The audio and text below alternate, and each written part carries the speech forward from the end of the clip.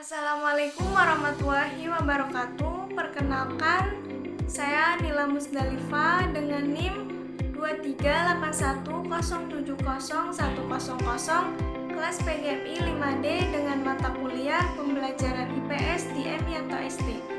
Pada kesempatan ini, saya akan mempresentasikan analisis pembelajaran IPS kontekstual di MI Daerah Pesisir dengan menggunakan pendekatan Contextual Teaching and Learning atau CTL. Nah, tujuan dari presentasi ini ada dua.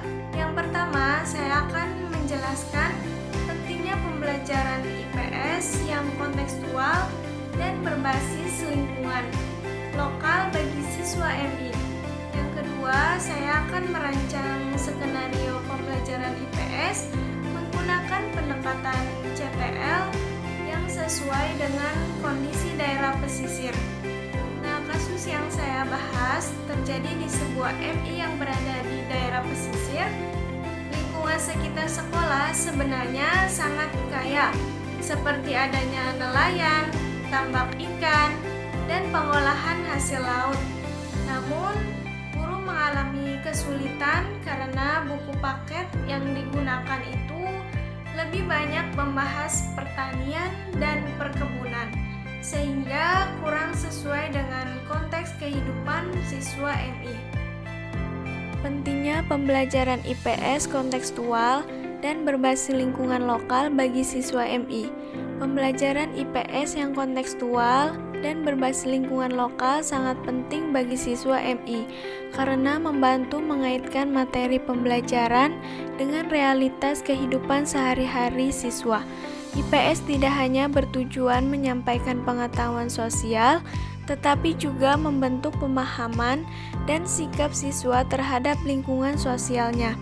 Siswa MI berada pada tahap operasional konkret, sehingga lebih mudah memahami konsep IPS melalui contoh nyata seperti aktivitas nelayan, tambak ikan, dan pengolahan hasil laut di daerah pesisir. Keterkaitan dan dampak pembelajaran kontekstual. Dalam pembelajaran IPS yang berkaitan dengan konteks lokal itu ada 3 keterkaitan. Yang pertama, mendukung perkembangan kognitif. Konteks lokal membantu siswa MI memahami konsep IPS secara konkret karena siswa belajar dari pengalaman nyata, seperti aktivitas nelayan dan tambak ikan, sehingga tidak hanya menghafal, tetapi benar-benar memahami konsep kegiatan ekonomi dan pemanfaatan sumber daya alam.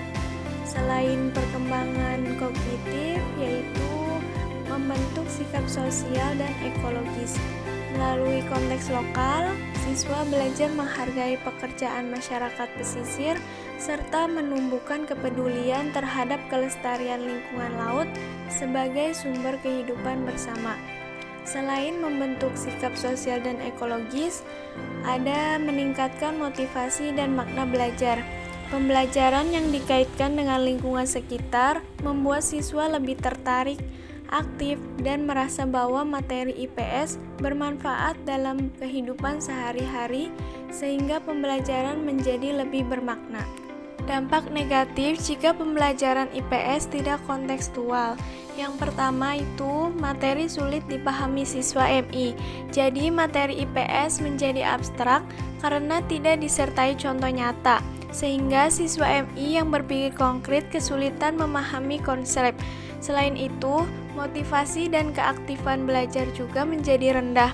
Pembelajaran tidak relevan dengan kehidupan siswa, membuat IPS terasa membosankan dan hanya bersifat hafalan. Lalu selain itu, sikap sosial dan kepedulian lingkungan tidak berkembang.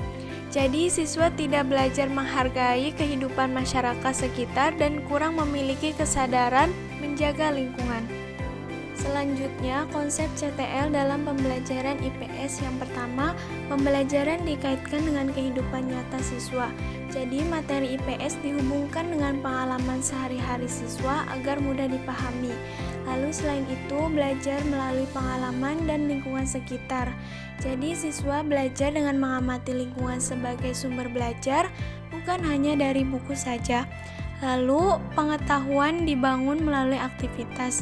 Jadi, pemahaman siswa terbentuk lewat diskusi, pengamatan, dan kegiatan belajar aktif. Lalu, menekankan pemahaman makna, bukan hafalan. Jadi, siswa memahami manfaat materi IPS dalam kehidupan, bukan sekedar menghafal konsepnya saja. Selanjutnya, tujuan pembelajaran IPS yang pertama, siswa dapat memahami kegiatan ekonomi masyarakat pesisir.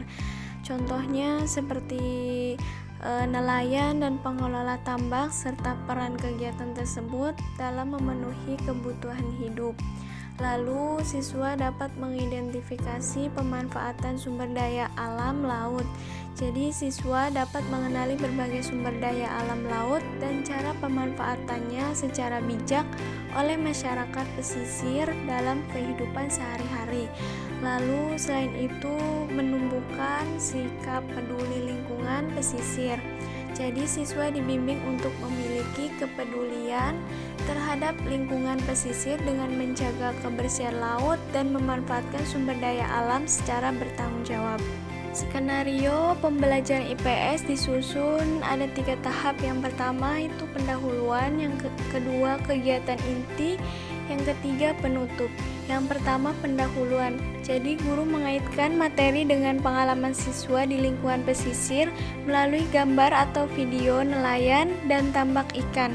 Lalu guru mengajukan pertanyaan pemantik untuk membangun pengetahuan awal siswa dan menghubungkan materi IPS dengan kehidupan nyata.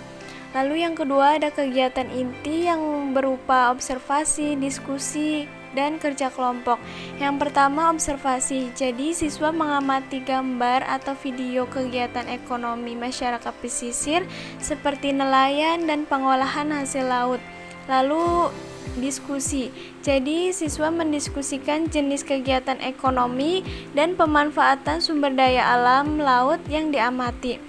Lalu kerja kelompok, jadi siswa bekerja dalam kelompok untuk membahas peran masyarakat pesisir lalu mempresentasikan hasilnya. Guru berperan sebagai fasilitator dan penguatan konsep.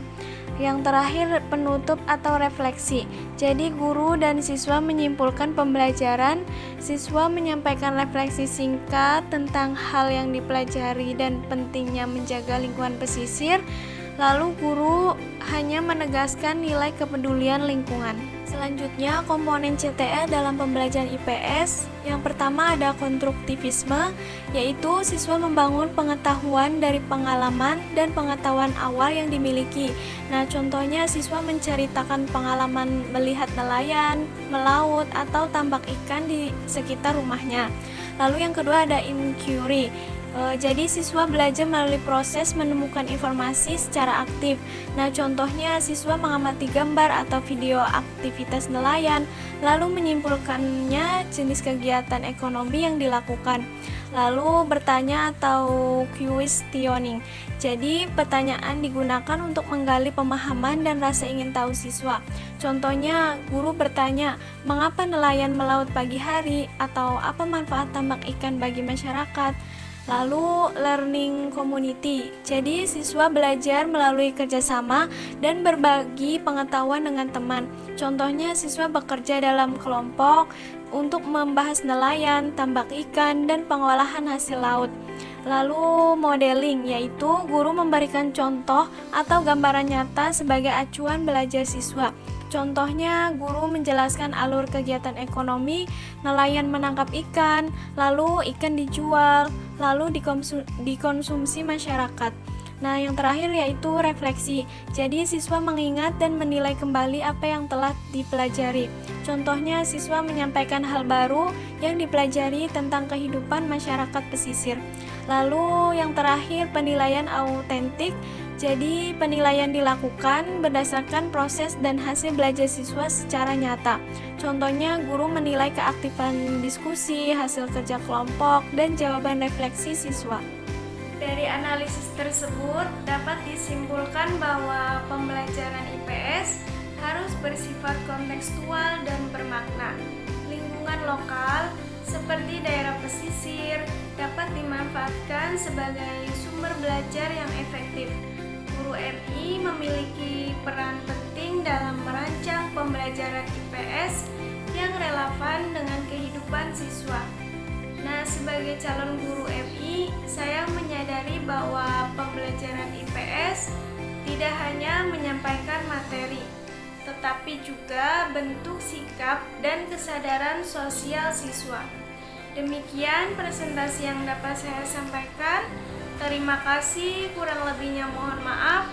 Wassalamualaikum warahmatullahi wabarakatuh.